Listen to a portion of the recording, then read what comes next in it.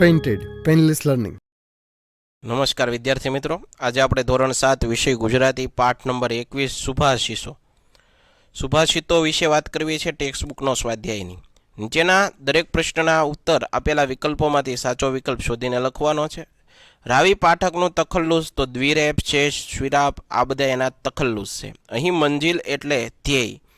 ધૂપ બધે પ્રસરતા નો અર્થ થાય કીર્તિ ફેલાવી. ઈર્ષારૂપી આગને ખાલી જગ્યાથી પણ વધારે દાહક બતાવી છે ચિત્તાથી. નીચેના પ્રશ્નોના ઉત્તર એક એક વાક્યમાં આપો. કવિ કેવા શૂરવીરની શાબાશી આપે છે? જે દાન આપવામાં, જંગમાં ઝઝૂમવામાં તેમજ જગતની નિંદા સહન કરવામાં એકલો રહે છે તેવા શૂરવીરને કવિ શાબાશી આપે છે, એની પીઠ થપથપાવે છે. સાચો દાતા કોણ છે? બરોબર, આને શૂરવીર કહેવાય. આ શૂરવીરના લક્ષણો છે. સાચો દાતા કોણ છે? જે દાન આપતી વખતે ક્યારેય યાચકની જાત જોતો નથી, તે સાચો દાતા છે.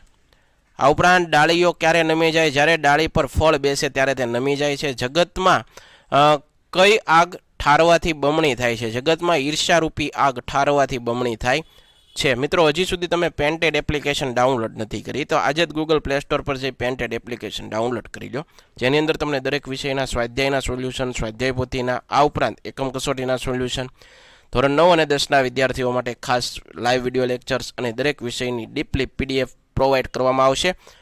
ભાવનગરની અંદર જે વિદ્યાર્થી મિત્રો વસવાટ કરે છે તેના માટે ધોરણ 8 થી 12ના તમામ વિષયોનું કોચિંગ પૂરું પાડતી કોચિંગ ઇન્સ્ટિટ્યૂટ આલ્ફા એકેડમી કાર્યરત છે. એમાં તમે જોડાઈ શકો, એનો સંપર્ક કરી શકો. ઉપરાંત તમે નીચેના પ્રશ્નોના ઉત્તર આપો. કવિના મતે ઉદ્યમી માણસ કેવો હોય? કવિના મતે ઉદ્યમી માણસ ક્યારેય હાથની રેખાઓ ઉપર વિશ્વાસ નથી કરતો, તે સતત મહેનતથી એની રેખાઓ બદલી નાખતો હોય છે. અગરબત્તીની જેમ અન્યના જીવનને સુવસિત કરવા અથવા સુગંધિત કરવા તમે શું કરી શકો? અગરબત્તી પોતે બળીને વાતાવરણને સુગંધ ફેલાવે છે. એનો ક્યારેય પરિચય નથી આપવો પડતો. એ રીતે અન્યના જીવનનું કલ્યાણ કરવા માટે જે બલિદાન આપવું પડે તે હું આપીશ. બીજાના આંસુ લૂછવામાં, બીજાના દુઃખ દૂર કરવામાં જ હું ધન્યતાને અનુભવ કરીશ. સંત અને અગરબત્તીનો મહિમા શા માટે ગવાયો છે? સંત અને અગરબત્તીનો મહિમા કરતા સુભાષિતોમાં કહેવામાં આવ્યું છે કે જગતમાં કોઈ ખૂણે પોતે બળીને બધે સુગંધ ફેલાવનારા બે જ જન્મ્યા છે, એક અગરબત્તી અને બીજો સંત. કવિ નમેલી ડાળ દ્વારા શું સૂચવે? કવિ નમેલી ડાળ દ્વારા જીવનની નમ્રતાનું મહત્વ સમજે છે. વૃક્ષ પર ફળ આવે ત્યારે ડાળીઓ નીચે નમે છે, તેમ માણસને ધન, સંપત્તિ, સત્તા, મોભો, પ્રતિષ્ઠા આવું બધું આવતું હોય ત્યારે નમ્ર બની જવું જોઈએ. આ કહેવામાં આવ્યું છે. શું ઈર્ષાની આગ ઠારી શકાય? કેવી રીતે? હા, ઈર્ષાની આગ ઠારી શકાય. ઈર્ષાની આગને ઠારવાનું એક અમુક શસ્ત્ર છે અને પ્રેમ કરો. મહાપુરુષો ઈર્ષાના માણસને મોટો શત્રુ ગણે છે. વેરથી વેર શમતું નથી. ઈર્ષા પણ વેરમાંથી જ જન્મ લે છે. ઈર્ષા એવી આગ છે કે એને ઠારવાનો પ્રયત્ન કરીએ તેમ એ વધે છે. પ્રાણી માત્ર પ્રત્યે પ્રેમ રાખવાથી ઈર્ષા ભાવના નાબૂદ થઈ જતી હોય છે. નીચે આપેલા વિશિષ્ટ બોલીના શબ્દોને માન્ય ભાષા રૂપે તમે આપો, જે તમને અહીંયા દર્શાવ્યા છે. આ ઉપરાંત સૂચવ્યા મુજબ લખો. તમારા ઘરમાં કે મહોલ્લામાં બોલતા લોક બોલીના 10 શબ્દો. ભાણી, કુણ, દિયર, વેટી, પાણી, પસી, બાયણું, છેતર કે પેર. આ શબ્દો માટેના માન્ય શબ્દો તમારા શિક્ષક પાસેથી જાણો. ભાણી, કોણ, દિયર, વીટી, પાણી, પછી, બારણું, ખેતર, કહે, પહેર. આ શબ્દોના શબ્દકોશના ક્રમમાં ગોઠવો, જે અહીંયા દર્શાવ્યા.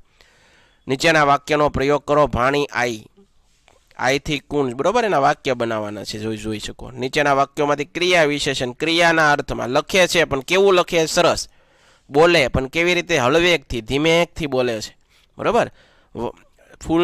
ફૂલઝાડ પર અખૂટ વહાલ વરસાવે છે પણ હું અખૂટ વહાલ, બરોબર.